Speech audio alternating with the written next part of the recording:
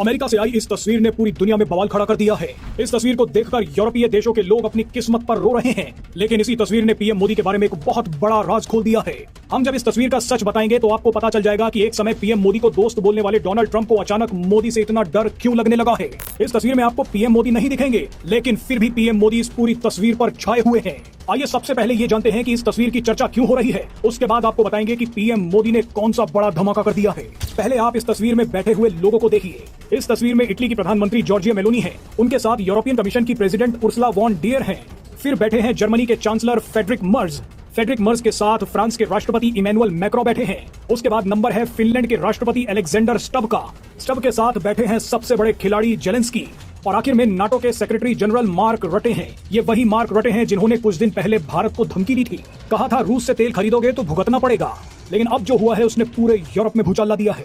ये तस्वीर उस समय की है जब पुतिन से अलास्का में मुलाकात करने के बाद डोनाल्ड ट्रंप ने जेलेंस्की समेत नाटो देशों को व्हाइट हाउस में मिलने के लिए बुलाया था। इन सबको लगा था कि ट्रंप पहले बताएंगे कि पुतिन के साथ क्या बातचीत हुई, उसके बाद हमारी सलाह ली जाएगी कि पुतिन पर आगे की रणनीति क्या होनी चाहिए। ये सभी प्लान बनाकर आए थे कि पुतिन को अपने घुटनों पर कैसे लाना है, लेकिन डोनाल्ड ट्रंप ने इन सभी को इनकी हैसियत दिखा दी।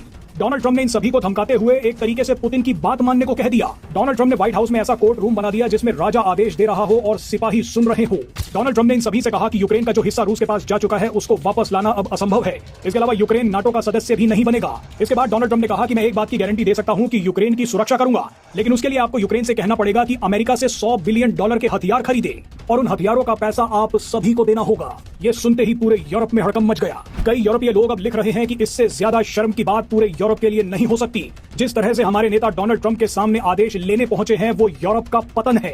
बहरहाल यूरोप तो इस तस्वीर को देखकर रो रहा है, लेकिन ठीक उसी वक्त भारत को यह तस्वीर देखकर गर्व होना चाहिए। सोशल मीडिया पर कई लोगों का कहना है कि डोनाल्ड ट्रंप भारत से इसीलिए नाराज है क्योंकि पूरा यूरोप तो उनके सामने घुटनों पर बैठा है, लेकिन पीएम मोदी उनसे डर ही नहीं रहे। डोनाल्ड ट्रंप को लग रहा है कि ये सभी बच्चे की तरह मेरी बातें मान रहे हैं, लेकिन पीएम मोदी मुझे खुली चेतावनी दे रहे हैं। डोनाल्ड ट्रंप और अमेरिका को यकीन ही नहीं हो रहा कि जो हिम्मत पूरे यूरोप में नहीं है वो अकेले पीएम मोदी में कैसे आ गई। भारत हमारे आगे झुक क्यों नहीं रहा, हमारी बातें क्यों नहीं मान रहा। आपको याद होगा कि कुछ समय पहले डोनाल्ड ट्रंप ने पीएम मोदी को फोन मिलाया था और कहा था कि आप मुझसे व्हाइट हाउस में आकर मिलिए, लेकिन पीएम मोदी ने फोन पर ही जवाब दे दिया कि मेरे पास समय नहीं है।